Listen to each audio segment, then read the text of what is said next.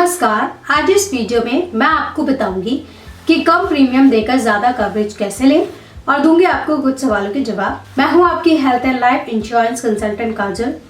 मैं आपको हेल्थ और लाइफ इंश्योरेंस से जुड़ी अपडेट्स इस चैनल के माध्यम से देती रहती हूं। पर आज की इंफॉर्मेटिव वीडियो स्टार्ट करने से पहले मैं आप सभी लोगों से रिक्वेस्ट करना चाहूंगी, प्लीज आप मेरे चैनल को सब्सक्राइब करना, मेरी वीडियो को प्लीज लाइक करना और बेल आइकन को प्रेस करना ताकि लेटेस्ट अपडेट मेरी वीडियोस के रिगार्डिंग आपको मिलते रहे। चलिए शुरू करते हैं आज की वीडियो। हमारे आसपास बहुत से ऐसे परिवार हैं जो केवल 2 लाख, 3 लाख या 5 लाख तक के प्लान्स में कवर हैं और बहुत निश्चिंत हैं। उन्हें लगता है सिर्फ उतने ही कवरेज उनके लिए काफ़ी है। लेकिन आपको कोविड की ट्रीटमेंट के खर्चे से समझ आ गया होगा कि आपके प्लान की कवरेज कितनी कम है, क्योंकि कोविड की ट्रीटमेंट में लोगों को मिनिमम 8 लाख तक का खर्चा आया जिसे उनका प्लान कवर नहीं कर पाया। अब आगे भगवान न करे ऐसी कोई डिजीज हमारी लाइफ में आ जाती है तो आपके प्लान की इतनी तो कवरेज होनी ही चाहिए कि वो आपकी पूरी ट्रीटमेंट को कवर कर सके। आने वाले सालों में हॉस्पिटलाइजेशन पर होने वाले बिल्स आसमान छूने वाले हैं। तब तक उन्हें ये एहसास हो जाएगा कि जो कवर लिया है वो इनसफिशिएंट है।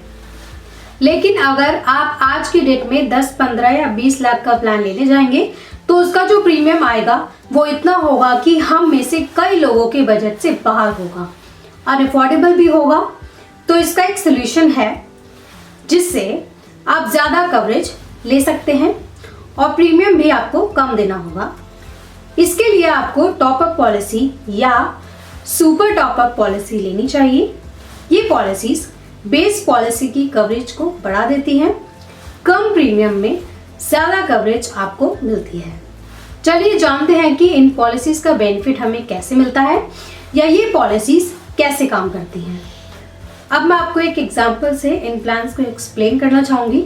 मान लीजिए आपके पास एक हेल्थ कवर है 5 लाख का और उसमें आपने टॉपअप या सुपर टॉपअप लिया है 10 लाख तक का, 5 लाख के डिडक्टेबल के साथ। इसका मतलब ये है कि अगर आपका हॉस्पिटलाइजेशन बिल 5 लाख के ऊपर आएगा तभी टॉपअप या सुपर टॉपअप एक्टिवेट होगा। जैसे मान लीजिए भगवान ना करे आपका हॉस्पिटलाइजेशन होता है और उसमें आपका खर्चा 7 लाख तक का आता है तो 5 लाख आपकी बेस पॉलिसी से जाएगा और 2 लाख जाएगा आपके टॉपअप या फिर सुपर टॉपअप पॉलिसी से।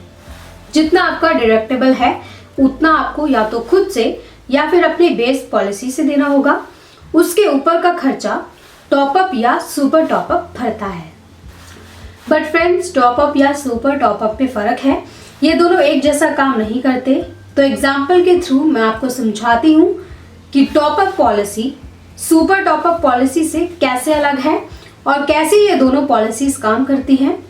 तो चलिए बात करें टॉपअप पॉलिसी की। टॉपअप तब एक्टिवेट होगा जब सिंगल हॉस्पिटलाइजेशन का खर्चा डिडक्टेबल लिमिट को क्रॉस करेगा। इस प्लान को आप एक एग्जाम्पल से समझें।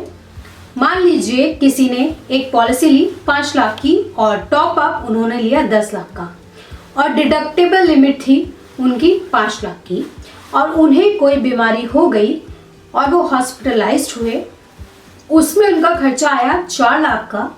तो ये अमाउंट आपकी बेस पॉलिसी भरेगी। भगवान न करे फिर उन्हें कुछ हो जाए और वो एक और बार हॉस्पिटलाइज होते हैं तो तब उनका बिल 7 लाख का आता है। तो 1 लाख जो उनके बेस प्लान से बचा है वहां से उस 1 लाख की पेमेंट हो जाएगी और 4 लाख उन्हें खुद की जेब से देने होंगे और 2 लाख टॉपअप पॉलिसी पे करेगी।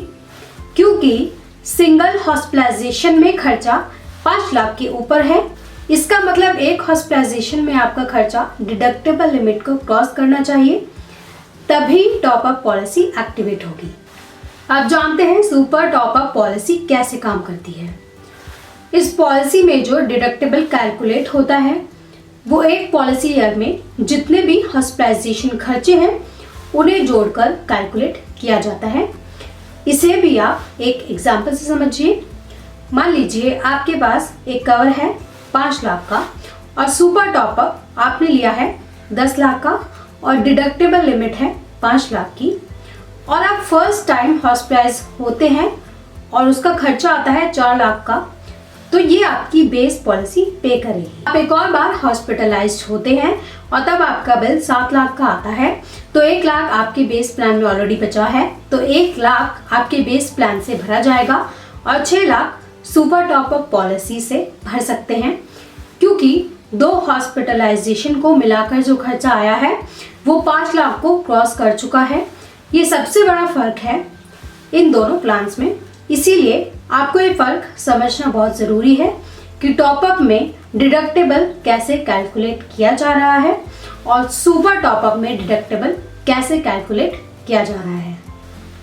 सुपर टॉपअप में सालाना बेसिस पर डिडक्टेबल कैलकुलेट किया जाता है, मतलब सुपर टॉपअप से बिल पे करना है तो हॉस्पिटलाइजेशन एक्सपेंसेस को उसी साल में डिडक्टेबल लिमिट को क्रॉस करना होगा और इसका बेनिफिट लेने के लिए आपको अपना सुपर टॉपअप और बेस प्लान को सेम डेट और सेम मंथ में लेना चाहिए। और सेम डेट सेम मंथ में क्यों लेना चाहिए, ये एक एग्जाम्पल से मैं आपको समझाऊंगी। मान लीजिए किसी पर्सन ने बेस प्लान लिया 5 लाख का और इनका पॉलिसी ईयर था जनवरी 2021 से दिसंबर 2021 तक का, और मान लीजिए उनका फर्स्ट हॉस्पिटलाइजेशन हुआ जनवरी में और हॉस्पिटलाइजेशन बिल आया 5 लाख का, तो इनकी पेमेंट बेस प्लान से हो गई और इन्होंने एक सुपर टॉपअप लिया जो कि 10 लाख का था और डिडक्टेबल उसका 5 लाख का था। इसका मतलब हॉस्पिटल बिल जब 5 लाख क्रॉस करेगा तब सुपर टॉपअप एक्टिवेट होगा और इस पॉलिसी का ईयर था अप्रैल 2021 से मार्च 2022 तक। मान लीजिए सेकंड हॉस्पिटलाइजेशन हुआ अप्रैल 2021 में और उनका बिल आता है 3 लाख का, तो उन पर्सन ने जो बेस प्लान और सुपर टॉपअप लिया है वो अलग अलग डेट में लिया है। अब आपका एक सवाल हो सकता है मुझसे कि सेम टाइम में बेस पॉलिसी और सुपर टॉपअप ना लेने के क्या क्या नुकसान है।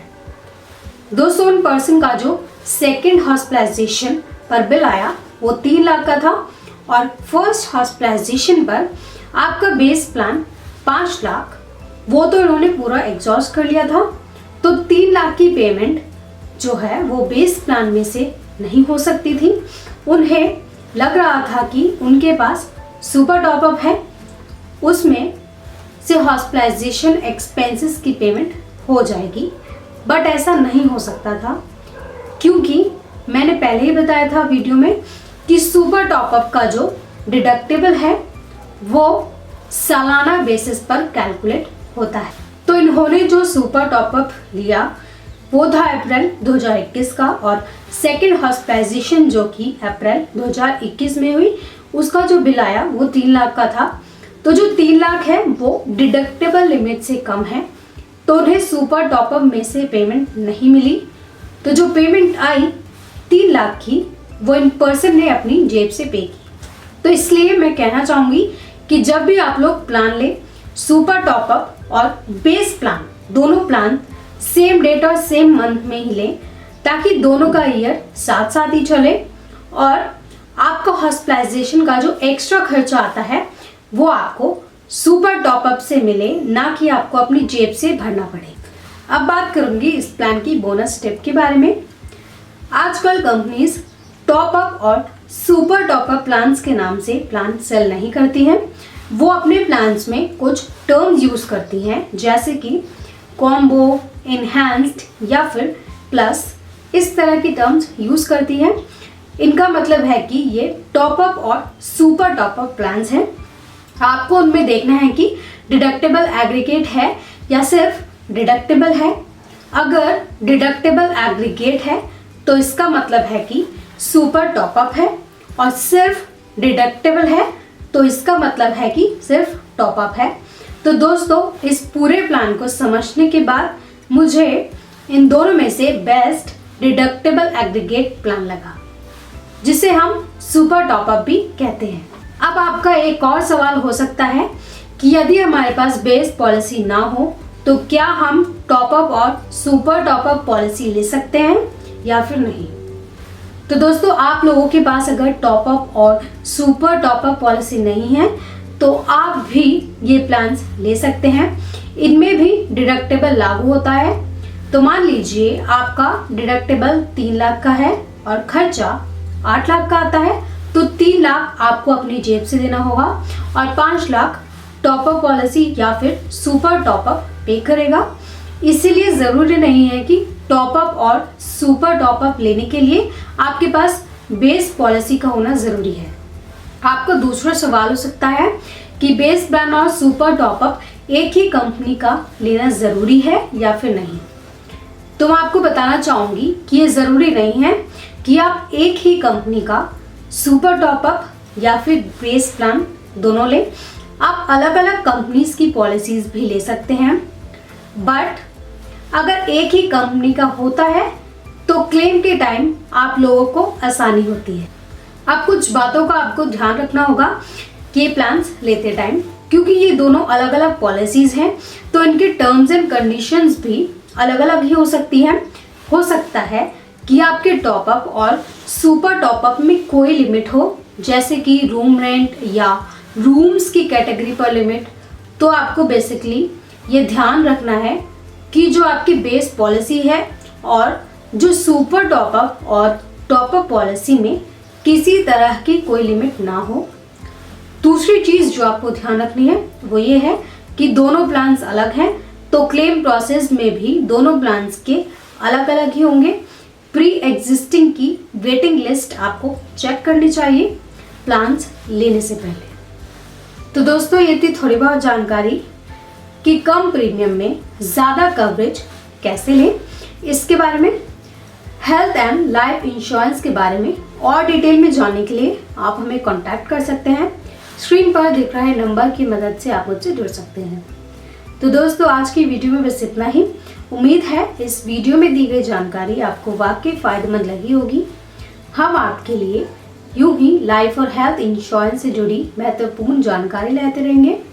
आप सभी लोगों का भी हम तहे दिल से धन्यवाद करना चाहते हैं। आप लोगों के लगातार दिए गए योगदान की वजह से ही आज हमारे चैनल ने 14,000 से ज़्यादा लोगों की फैमिली पूरी कर ली है। जितने भी लोग हमारे साथ जुड़े हुए हैं, आप यूं ही हमारे साथ इस सफ़र में बने रहना। और अगर आप नए हैं हमारे चैनल पर, तो प्लीज़ आप हमारा चैनल सब्सक्राइब करना और हमारी फैमिली का हिस्सा बनना। मेरे साथ इस वीडियो में अंत तक बने रहने के लिए आपका बहुत बहुत शुक्रिया।